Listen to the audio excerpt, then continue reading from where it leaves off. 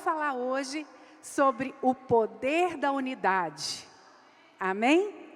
Estava meditando na palavra há uns dias atrás, já tem uns dias, e o Senhor me levou para Amós, capítulo 3, verso 3. Queria que colocasse o texto, por favor. Andarão dois juntos, se não houver entre eles acordo? E essa palavra ficou no meu coração, já tem alguns dias, e eu tenho meditado nesse tema. Porque há poder na unidade. Você pode repetir isso? Há poder na unidade. Mas o nosso pensamento atual, ocidental, e nessa nossa geração em que nós estamos vivendo, é um pensamento que não é um pensamento de unidade. Nós vivemos num mundo, principalmente o mundo ocidental, muito voltado para o eu, muito voltado para o individualismo. A cultura oriental ela é mais consciente do coletivo, mas a cultura ocidental ela é muito voltada para o individual. Nós nos preocupamos muito conosco mesmo, e isso se reflete na sociedade, se reflete na família.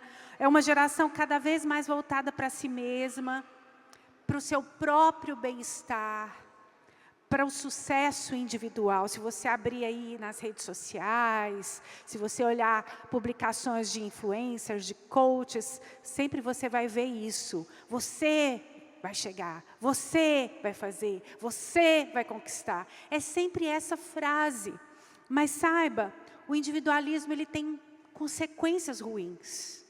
Ele traz consequências na nossa vida pessoal, traz consequências na nossa família, traz consequências na igreja, mas principalmente em nós. Porque nós passamos a nos sentir cobrados. Você precisa ser perfeito. Você precisa estar no padrão perfeito, você tem que ter o rosto perfeito, o corpo perfeito, a roupa perfeita, a viagem perfeita, você tem que fazer tudo correto, você tem que ter muitas coisas, e essa cobrança gera em nós angústia, gera em nós uma sobrecarga, e mais, muitas vezes, ou quase sempre, nós nos sentimos sozinhos. Sim ou não, meus irmãos? Mas Deus não é assim. E Deus não nos criou para vivermos assim. Posso ouvir um amém?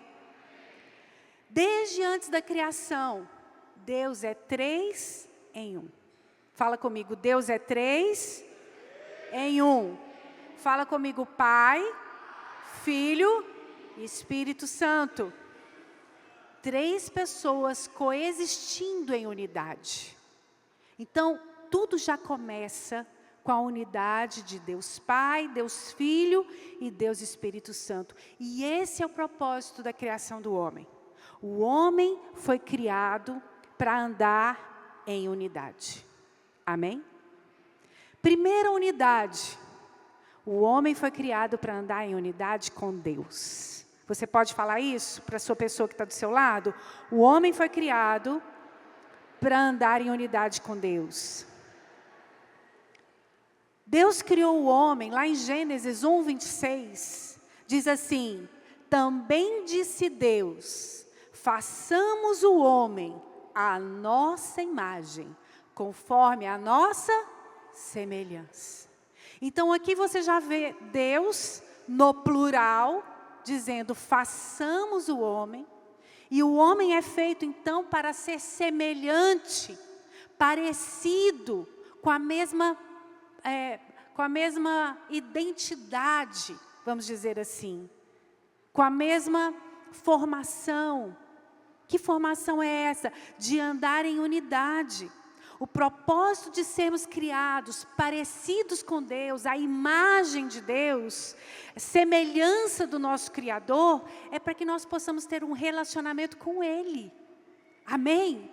Você foi criado para ser a imagem de Deus, ou seja, você foi criado para ter uma amizade com Deus. Você foi criado para ter um relacionamento próximo, para ter um relacionamento íntimo com Deus. Quando nós vemos lá na queda do homem, o que aconteceu? O homem se escondeu de Deus. Mas olha o que a Bíblia diz em Gênesis 3:8. Quando ouviram, Gênesis 3, verso 8. Quando ouviram a voz do Senhor Deus, que andava no jardim pela viração do dia. Adão e Eva tinham acabado de fazer uma coisa muito errada, a mais errada, comido da árvore que não era permitido comer. Eles tinham pecado e eles se esconderam, porque eles ouviram a voz de Deus. Se eles ouviram a voz de Deus, é porque eles reconheciam a voz de Deus. Tem uma brincadeira rolando aí na internet, de colocar a pessoa, o pastor, e as ovelhas vão falando, ei pastor, oi pastor, e o pastor tem que identificar quem é a ovelha. Quem viu isso aí? Eu vi algumas postagens sobre isso. O pastor conhece a ovelha, sabe a voz da ovelha. O homem conhecia a voz de Deus, porque ele foi criado para ter relacionamento com Deus. Quando aconteceu a queda, o homem perdeu esse relacionamento. Ele se afastou de Deus. Mas a cruz, quem pode dizer aleluia? A cruz restaurou a comunhão.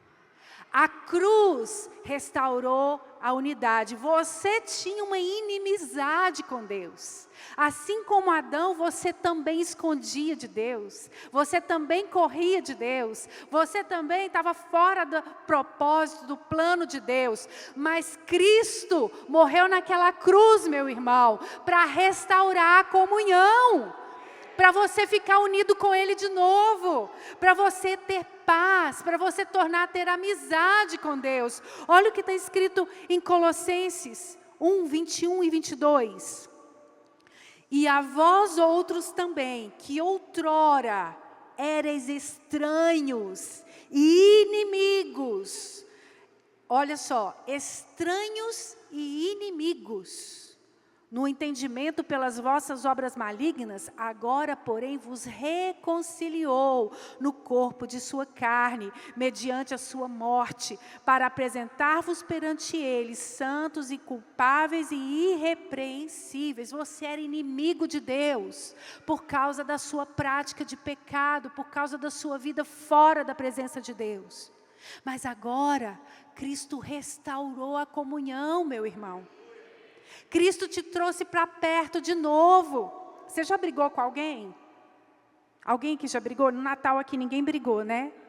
Não teve briga no Natal, né, meus irmãos? Aleluia. Quando você briga com alguém, fica ruim, sim ou não? Se o marido e a mulher brigam, fica ruim. Se você e seu pai brigam, fica ruim. Mas quando restaura a comunhão, tanto que é bom. Aí faz as pazes. Foi assim que Cristo fez. Você fez as pazes com Deus. Olha Romanos 5, versículo 1. Justificados, pois, mediante a fé, temos paz com Deus. Por que você tem paz com Deus? Você estava brigado com Deus. Você estava de costas para Deus. Mal me quer com Deus. Mas agora você tem paz com Deus por meio de nosso Senhor Jesus Cristo. Olha o versículo 10, Romanos 5:10. Porque se nós, quando inimigos, fomos reconciliados com Deus mediante a morte do seu Filho, muito mais, já estando reconciliados, seremos salvos pela sua vida. Então, meu irmão, Cristo veio para te reconciliar com Deus. Cristo veio para que você tivesse unidade com Deus. Agora preste atenção, unidade com Deus é unidade com Cristo. Amém? Não é frequentar uma religião, não é ter práticas religiosas, não é fazer rituais. Estar em paz com Deus é estar unido com Cristo. Você ter reconciliação com Deus é a unidade com Cristo para uma nova vida. Amém? Olha só, Romanos capítulo 6, vamos ler do 5 ao 11, está escrito assim. Porque se fomos unidos com Ele, na semelhança da sua morte, certamente o seremos também na semelhança da sua ressurreição. Sabendo isto, que foi crucificado com ele o nosso velho homem, para que o corpo do pecado seja destruído, e não sirvamos o pecado como escravos, porquanto quem morreu está justificado do pecado. Ora, se já morremos com Cristo, cremos que também com ele viveremos. Sabedores de que, havendo Cristo ressuscitado dentre os mortos, já não morre. A morte já não tem domínio sobre ele, também não tem domínio sobre nós, amém?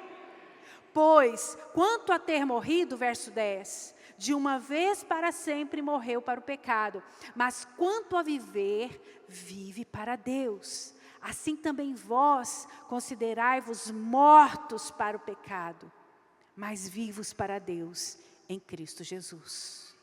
Posso ouvir um aleluia, irmãos? Irmão, você tem que pular dessa cadeira com essa verdade, porque isso aqui é muito forte.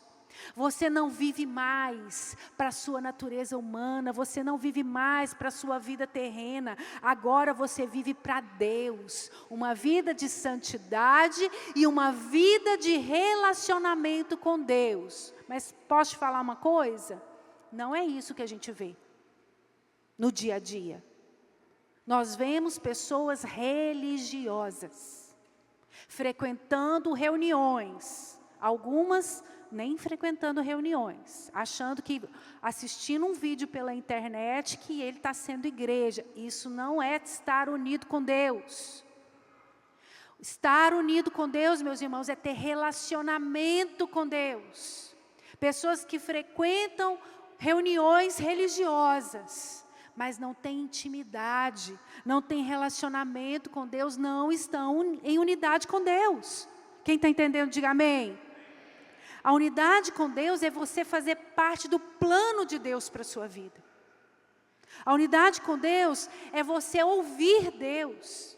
E Deus quer te ouvir também. Por isso que nós oramos. Orar nada mais é do que falar com Deus. Até as crianças sabem disso, porque é o que a gente ensina. Mas tem gente que não fala com Deus. Tem gente que está, semana após semana, dia após dia, vivendo sua vida, preocupado com as suas coisas, e não fala com Deus. Não conta para Deus suas coisas. Não agradece a Deus pelas coisas que tem. Jesus, quando ele ia orar, ele falava: Pai, obrigado, porque sempre me ouves. Ele falou isso quando ele foi ressuscitar Lázaro. Obrigado, porque sempre me ouves. Mas nós precisamos aprender com Jesus, a falar com Deus. Saiba, Deus também quer falar com você. Deus quer contar para você os segredos dele. Quando ele estava para destruir Sodoma e Gomorra, se não me engano, lá em Gênesis capítulo 18, ele falou assim: eu vou esconder de Abraão o que eu estou para fazer. Por quê? Porque Deus também quer nos contar os segredos dele. Deus quer nos revelar o que está no coração dele. Você já ouviu falar em revelação? Quem já ouviu falar em dom de revelação? Quem já ouviu falar isso? Fulano tem dom de revelação. Deixa eu te contar, a revelação Deus quer dar é para todos nós, não é para alguém específico. Não é para alguém com um dom específico. Deus quer revelar a vontade dele, a palavra dele para todos nós. E é bom sim quando Deus usa alguém para falar conosco, é tremendo quando isso acontece, porém Deus também quer falar com você diretamente. Você precisa ouvir a voz de Deus. Deus quer que também você realize as coisas através da graça dele. Da força, da capacitação dele, não da sua. Olha só o que está escrito em João, capítulo 15, verso 5. Jesus disse: eu sou a videira, vós os ramos. Quem permanece em mim e eu nele, esse dá muito fruto, porque sem mim, diga comigo, sem mim, mais forte, diga sem mim, nada podeis fazer. Você não pode fazer sem Jesus. Essa é a verdade. Sabe o que é o problema? Tem muita gente tentando fazer tudo sem Jesus. tentando fazer na própria força, na própria habilidade, no que você acha que está certo, no que você acha que é o bom. A árvore do conhecimento do bem e do mal. Você acha que conhece o bem e o mal. Isso é a árvore do conhecimento do bem e do mal. Mas quem está em unidade com Cristo, anda de acordo com o que Cristo falou, com o que Cristo disse, com a força que Cristo te dá, com a habilidade que Cristo te dá, com a direção que Cristo te dá. Amém? Você tem que andar de acordo com o plano de Deus, não com o seu plano. E olha, Deus tem planos a seu respeito, desde que você foi formado lá no ventre. Lá em Salmos 139:16 diz: os teus olhos me viram a substância ainda informe, e no teu livro foram escritos todos os meus dias, cada um deles escrito e determinado, quando nenhum deles havia ainda. Então, essa palavra em Salmo 139:16 diz que Deus tem um plano sobre você, antes mesmo que você fosse formado. Não, mas eu não fui planejado pelo meu pai, pela minha mãe. Não importa, Deus planejou você. Não, vou falar de novo. Deus planejou você. Tem um plano a seu respeito. Tem algo, tem um livro escrito sobre a sua vida. Cadê as gravidinhas aí? Temos umas gravidinhas aí. Põe a mão aí na barriga. Tem um plano a respeito desse bebê que está aí dentro da sua barriga. Já tem um livro escrito. Amém? Então, meus irmãos, você não é obra do acaso, você não é qualquer um. Você é alguém planejado por Deus e Deus quer ter unidade com você. Quer que você ande com Ele. Quer que você realize os planos que Ele tem a seu respeito. Amém? Jeremias 29:11 é um texto que eu gosto muito de citar. Diz que eu é que sei os pensamentos que tenho a vosso respeito, diz o Senhor.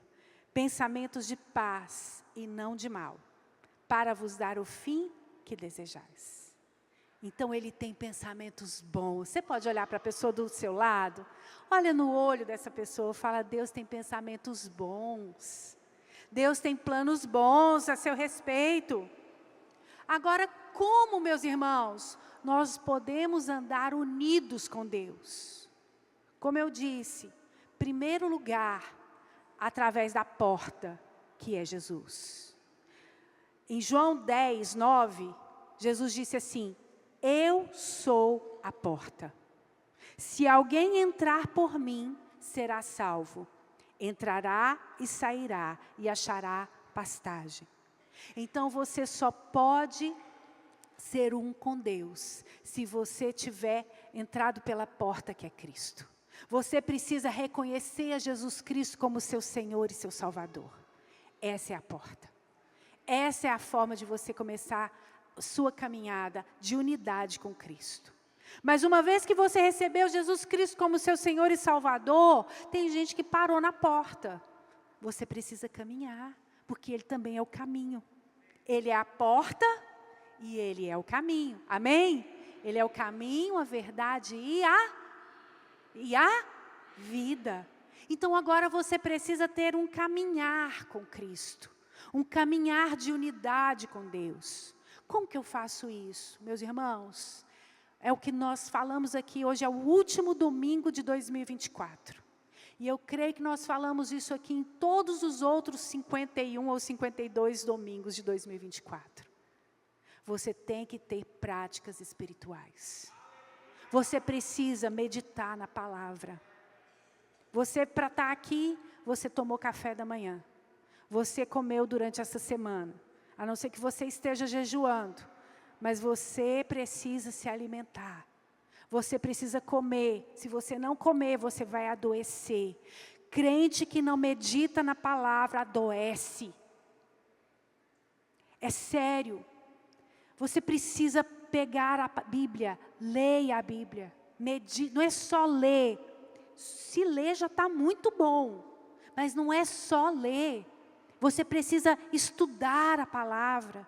Meditar na palavra. Lá em casa é assim. A gente, às vezes, está conversando e conversa, ou às vezes vê um vídeo na TV, ou algo que é falado, e aí surge uma dúvida. Aí a gente corre. Eu corro para o manual, o Rubim corre para coisa, e a gente vai consultar o que está escrito, até nas nossas conversas do dia a dia. A gente procura estudar a palavra. O que está escrito? Alguém fala uma coisa, porque na Bíblia está escrito isso. Tá mesmo? Deixa eu correr. Eu gosto de correr e conferir. Não é que eu estou duvidando da pessoa, mas eu quero ver o que está escrito ali. Eu tenho fome. Eu tenho vontade de saber. Eu quero me alimentar. Crente que não se alimenta, morre. Adoece. A palavra de Deus é pão, meus irmãos. Eu não vou ler, mas depois você pode ler o Salmo 119, fala muito sobre meditação na palavra. A gente às vezes brinca, né? Vamos ler o Salmo 119, que é o último, o maior livro da Bíblia. Mas leia mesmo. Você já parou e leu? Porque lá fala muito sobre meditar na palavra. Ela é lâmpada para os seus pés. Então, não viva mais segundo o seu achismo, segundo a árvore do conhecimento do bem e do mal, segundo o que o mundo fala, o que o povo fala, que na internet fala. Viva de acordo com a palavra de Deus. Para você saber o que está escrito na palavra de Deus, você tem que meditar na palavra de Deus. Outra coisa, meus irmãos, que nós temos falado sempre, e mais uma vez eu quero falar, você tem um amigo íntimo, chamado Espírito Santo, que mora em você. E esse amigo íntimo quer orar por você. E você precisa abrir a sua boca e orar em outras línguas. E fazer uma parceria com esse seu amigo íntimo, que vai interceder. E ele é alguém que conhece o plano que está escrito a seu respeito. Ele é alguém que sabe o que é que Deus planejou para você. Porque ele estava lá no planejamento, ele fez parte da reunião que foi feita de Deus Pai, Deus Filho e Deus Espírito Santo para gerar você. Esse é o cara.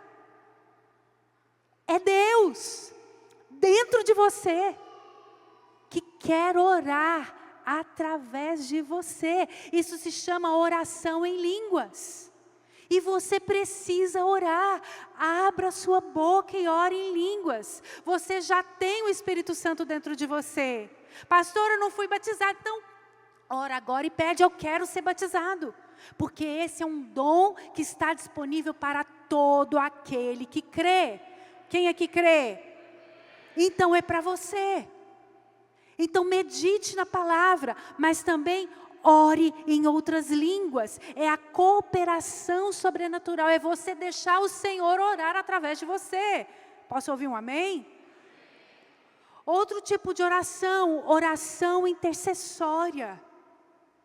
Eu pensava muito nessa oração, orando pelas outras pessoas. Mas eu descobri que a primeira pessoa por quem eu tenho que orar é por mim. Sabe lá no avião, quando os comissários falam assim, que se cair máscara, você tem que fazer o que com a máscara? Põe você primeiro, para depois ajudar os outros, não é verdade?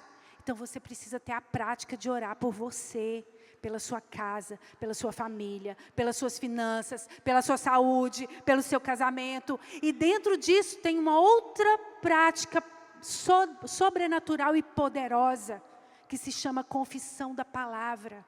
Você precisa confessar a palavra, pegar as promessas que estão escritas a seu respeito e declarar em voz alta, primeiro para você ouvir, para aquilo ficar no seu coração. Depois também para o inferno ouvir e bater em retirada e sair da sua vida. Quem está me entendendo diz amém. Outra prática, louvor e adoração. Meus irmãos, nós precisamos entrar na presença de Deus, louvar a Deus, declarar que Deus é o nosso Pai, declarar que nós o amamos, declarar que Ele é tudo para nós, entregar o nosso coração, assim como Maria. A gente cantou tantas vezes nesse ano também a música de Maria, como aos teus pés. Então nós precisamos ter essa prática de louvor e adoração. Outra prática poderosa, jejum. Quem participou aqui dos 14 dias de jejum que nós fizemos? Irmãos, o que é aquilo? Foi sobrenatural. Nós precisamos ter essas práticas. Algumas pessoas comentaram comigo, eu tinha muito tempo que eu não jejuava. Então, isso precisa ser parte da sua vida, para que você ande em unidade com Deus. Amém? Práticas espirituais. Isso vai estimular a sua fé.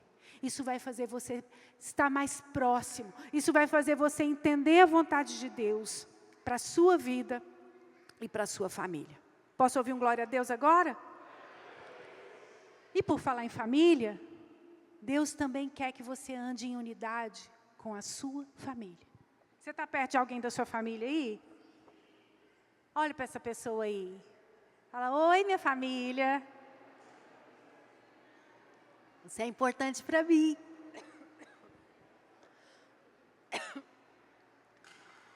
Qual que é o propósito para a criação da família? Vamos ler Gênesis 2:20. Gênesis capítulo 2, verso 20. Está escrito assim: deu nome o homem a todos os animais domésticos, às aves do céu, às aves dos céus e a todos os animais selváticos.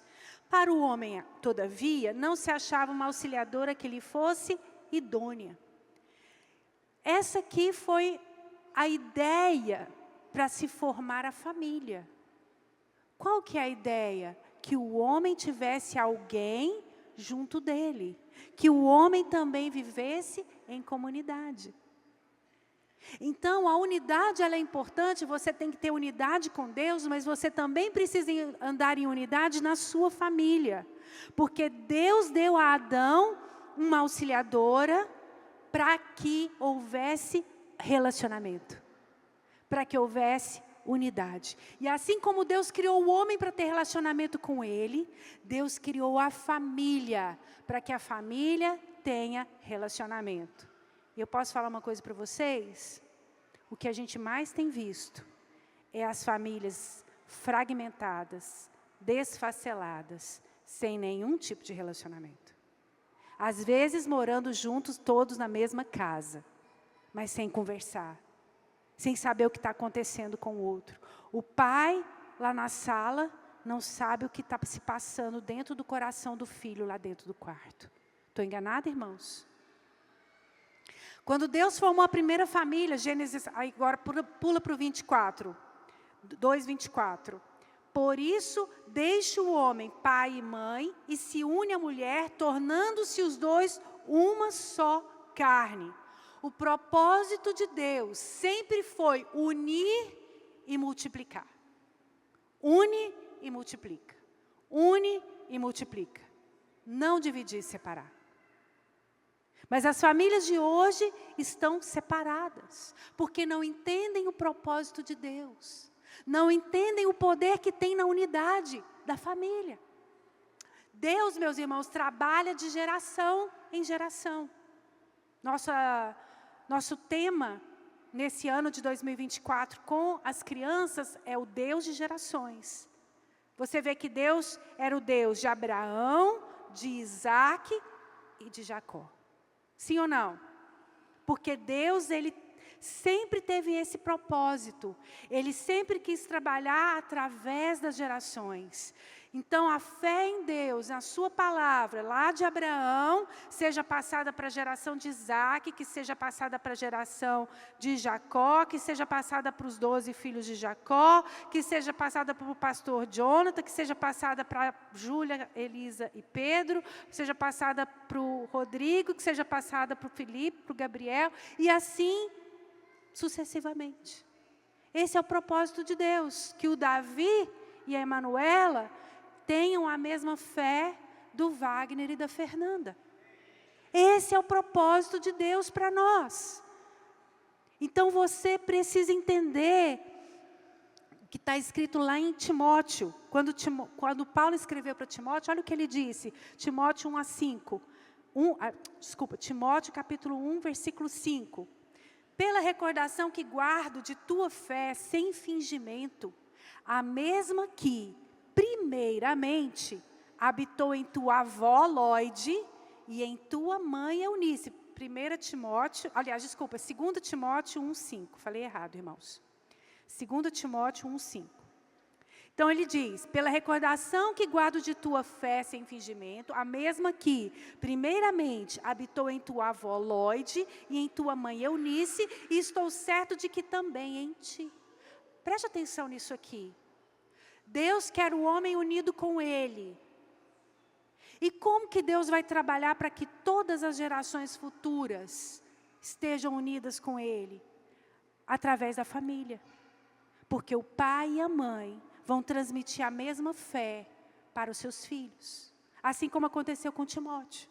A avó dele era crente, a mãe dele era crente, e ele se tornou discípulo de Paulo. Então, o propósito da família, o plano de Deus para a família, é que essas gerações vão perpetuando a fé no Senhor. Por isso que ter unidade na família é também estar de acordo com os princípios que Deus estabeleceu para a família. Não adianta você querer andar em unidade com a sua família, andar em unidade na sua casa e fazer tudo fora daquilo que Deus planejou. Existem princípios que regem a família, para que a família possa cumprir o propósito de Deus. Posso ouvir um amém? Primeiro princípio que eu quero falar aqui, o princípio de amor, de autoridade e de submissão. Eu pus o amor junto, porque se eu falo autoridade e submissão, muita gente arrepia.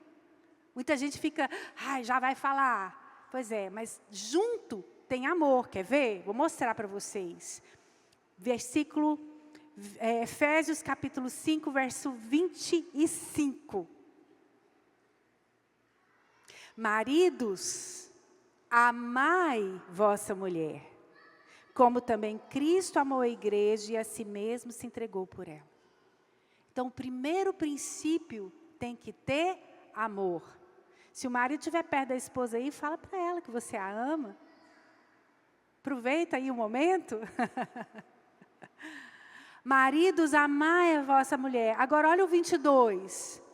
As mulheres sejam submissas ao seu próprio marido, como ao Senhor. Então, para ter unidade em família, nós temos que praticar esses princípios.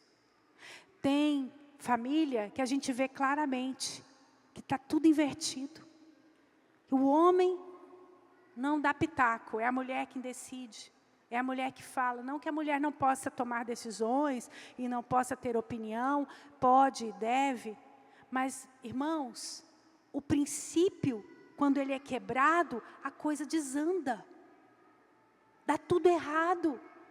Nós precisamos praticar os princípios. Mas tem um princípio para filho também. Vocês querem saber qual que é o princípio do filho? Os pais aí querem saber o princípio do filho? Então, vamos lá, filhos. Efésios 6, 1 e 2. Filhos, obedecer. Agora, só os filhos olhem para mim, que eu vou falar para os filhos. Filhos, obedecei a vossos pais no Senhor, pois isto é justo. Honra teu pai e a tua mãe, que é o primeiro mandamento com promessa. Então, cutuca o filho aí. Cutuca o filho que está do seu lado aí. Obedece seu pai e sua mãe. Honra seu pai e sua mãe. Não importa se seu pai e sua mãe têm defeito ou faz alguma coisa que você não gosta. Honra. Porque esse é o mandamento com promessa. Mas tem princípio para o pai também. Qual que é o princípio do pai? Efésios 6, 4. E vós, pais, não provoqueis vossos filhos a ira, mas criai-os na disciplina e na admoestação do Senhor. Amém, pais? Sabe o que significa, papai e mamãe? Que tem que disciplinar.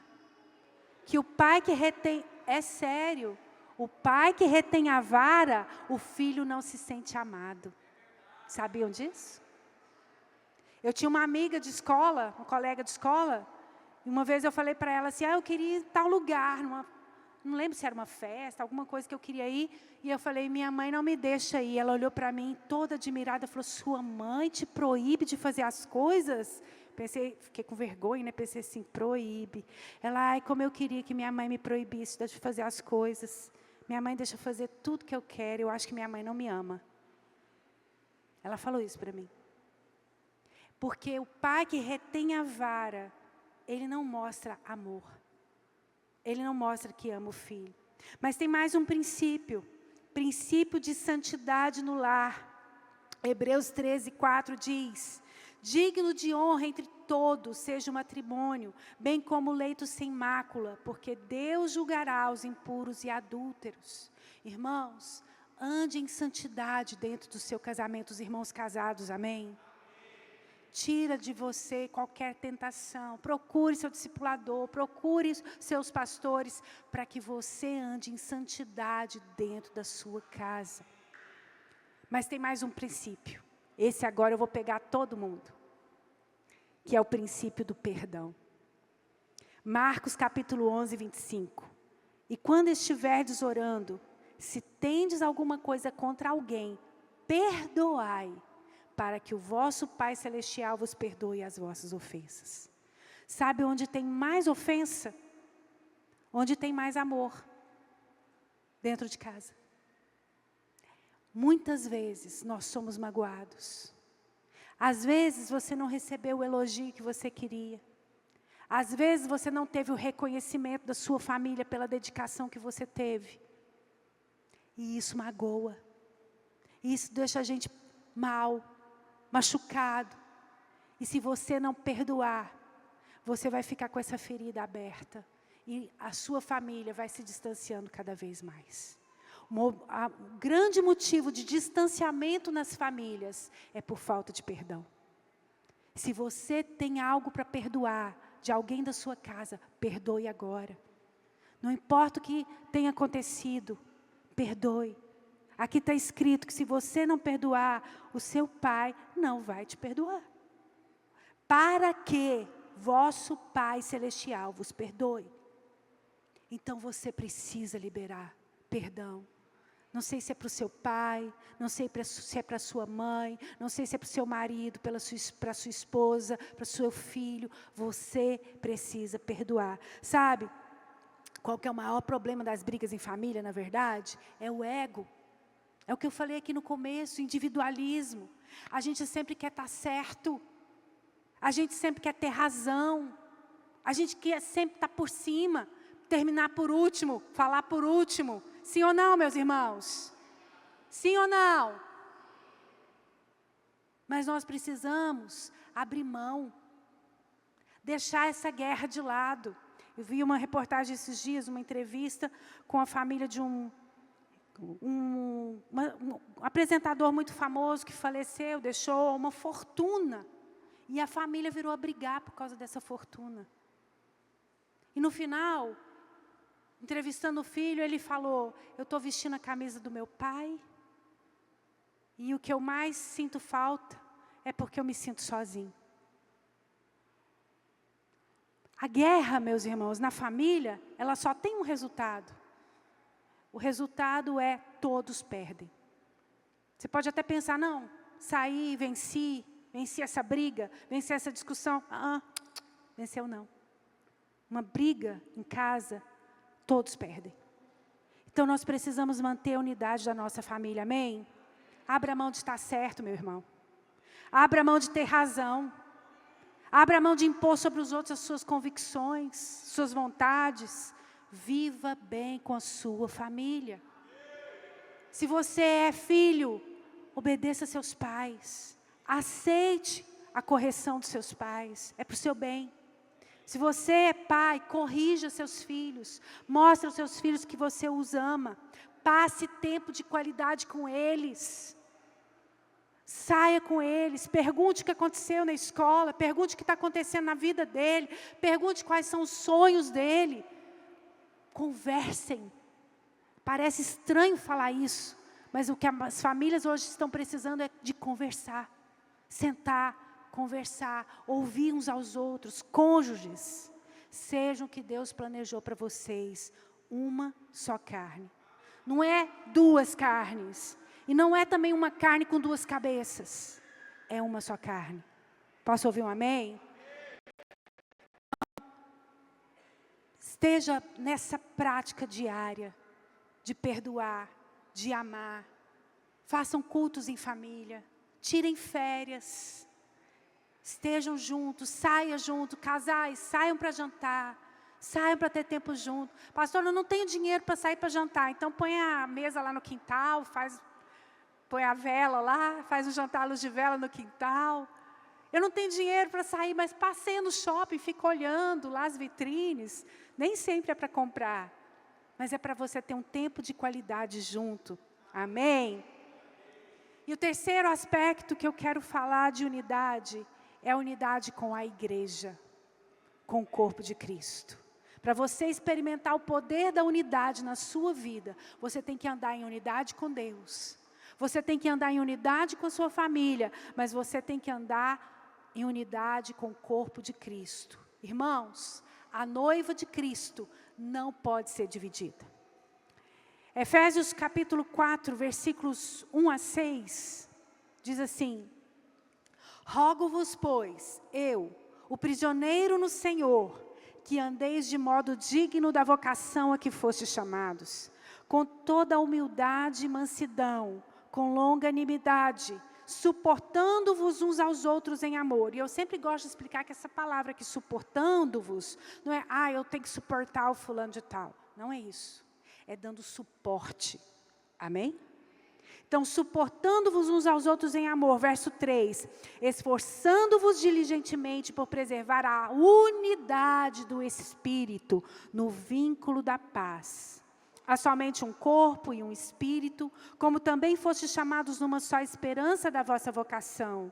Há um só Senhor, uma só fé, um só batismo, um só Deus e Pai de todos, o qual é sobre todos, age por meio de todos e está em todos. Então, meus irmãos, Deus está em todos. Deus está em toda a igreja. E aqui eu não me refiro apenas a ministério Orvalho Igreja em Células. Eu estou dizendo em toda a noiva de Cristo. Toda a igreja do Senhor, que adora e serve o Senhor em toda a terra. Amém? A unidade da igreja é a forma de nós demonstrarmos ao mundo quem Jesus é. Isso é o que está escrito. Olha só, João capítulo 17. Versículo 19. João 17, 19. Jesus orando, olha o que ele disse. E a favor deles, eu me santifico a mim mesmo, para que eles também sejam santificados na verdade. Não rogo somente por estes, os que estavam com ele ali naquele momento, né? Mas também por aqueles que vieram a crer em mim, por intermédio da sua palavra. Verso 21. A fim de que todos sejam, e como és tu, ó Pai, em mim e eu em ti, também sejam eles em nós, unidade com Deus, para que o mundo creia que tu me enviaste. Verso 22. Eu lhes tenho transmitido a glória que me tens dado, para que sejam um, como nós o somos. Eu neles e tu em mim. A fim de que sejam aperfeiçoados na unidade, para que o mundo conheça que tu me enviaste e os amaste, como também amaste a mim. Então nós precisamos ser um com a igreja do Senhor. Nós precisamos, meus irmãos, andar em maturidade como igreja. Maturidade espiritual, sem carnalidade, sem divisão, sem ciúme, sem contenda. Amém? Olha só, 1 Coríntios, capítulo 3. Eu vou ler do 1 ao 9. Eu, porém, irmãos, não vos pude falar como a espirituais, e sim como a carnais, como a crianças em Cristo. Leite vos dei a beber, não vos dei alimento sólido, porque ainda não podia suportá-lo. Nem ainda agora podeis, porque ainda sois carnais. Porquanto havendo entre vós ciúmes e contendas, não é assim que sois carnais e andais segundo o homem? Quando, pois, alguém diz, eu sou de Paulo, e outro eu de Apolo, não é evidente que andais segundo os homens? Quem é Paulo, e quem é Apolo, e quem é Paulo? Servos por meio de quem crestes. E isso conforme o Senhor concedeu a cada um. Eu plantei, Apolo regou, mas o crescimento veio de Deus. De modo que nem o que planta é alguma coisa, nem o que rega, mas Deus que dá o crescimento. Ora, o que planta e o que rega são um. São um. E cada um receberá o seu galardão segundo o seu próprio trabalho, porque de Deus somos cooperadores. Lavoura de Deus, edifício de Deus sois vós. Então nós precisamos andar em unidade com o corpo. Não fale mal da igreja, eu vou focar nisso aqui daqui a pouco, mas para a gente terminar, mas você não pode andar num corpo dividido. Você precisa dar a sua resposta. Romanos diz, não precisa abrir por causa do tempo, mas Romanos diz que nós temos vários dons, mas o corpo é um. Amém? Então você precisa, em primeiro lugar, dar a sua resposta individualmente no corpo, pensando no corpo. Muitas vezes eu falo isso com as irmãs, quando eu estou ministrando para elas, nós temos que pensar nos outros, nós temos que pensar nas pessoas, até para fazer uma postagem na rede social, eu tenho que pensar, isso aqui vai dar alguma repercussão? Isso aqui vai dar um mau testemunho? Isso aqui vai dar um problema? Eu tenho que ter cuidado, porque eu tenho sim que pensar no corpo, porque eu tenho que andar em unidade. Amém?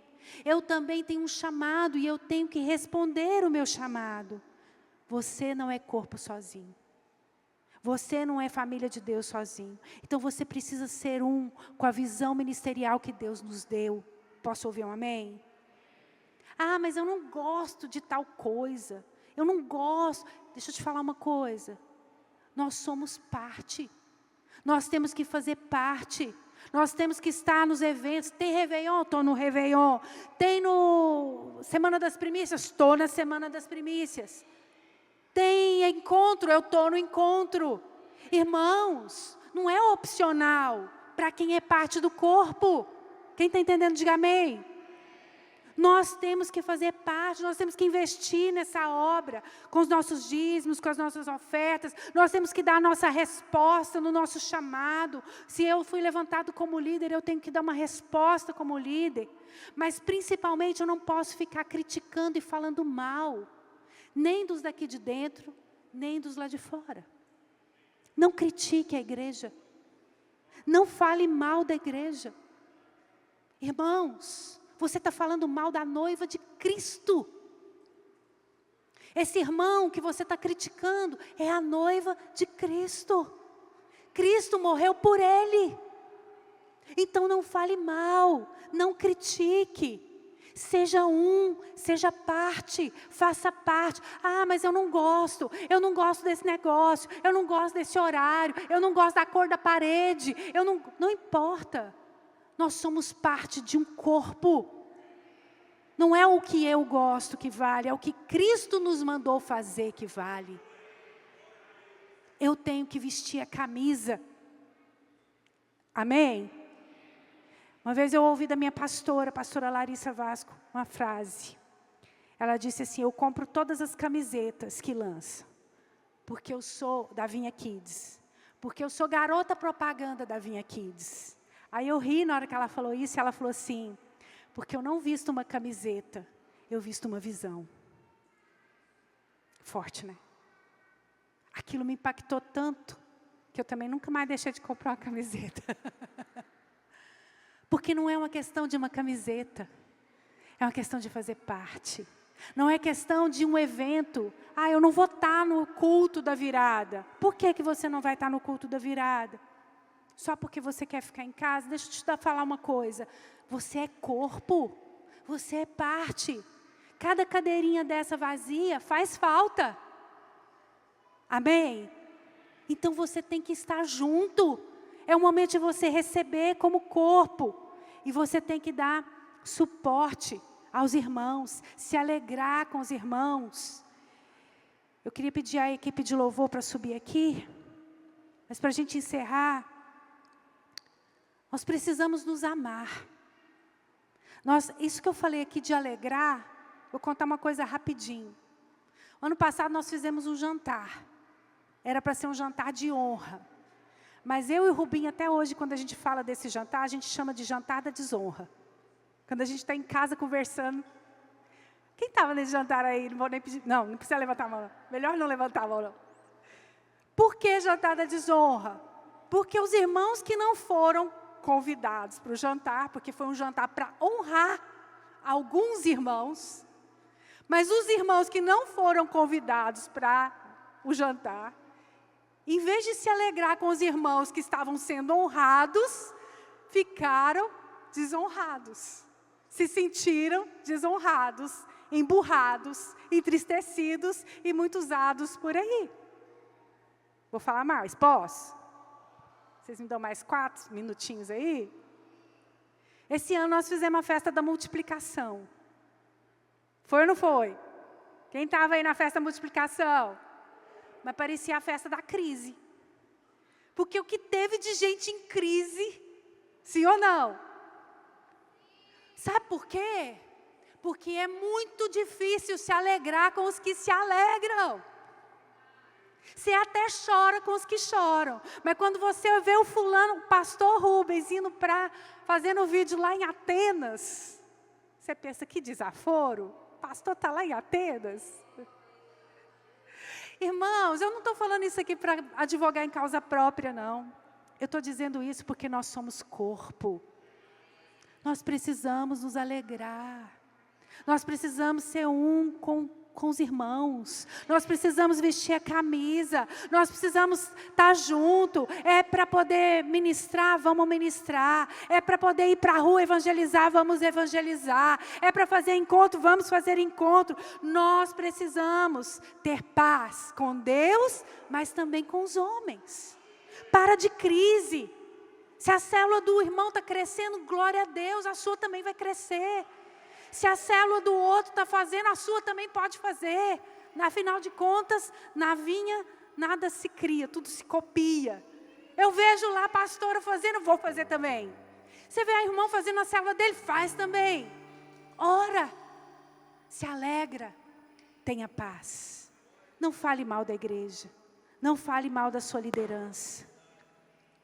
Seja um com Deus, seja um com a sua família e seja um com a sua igreja.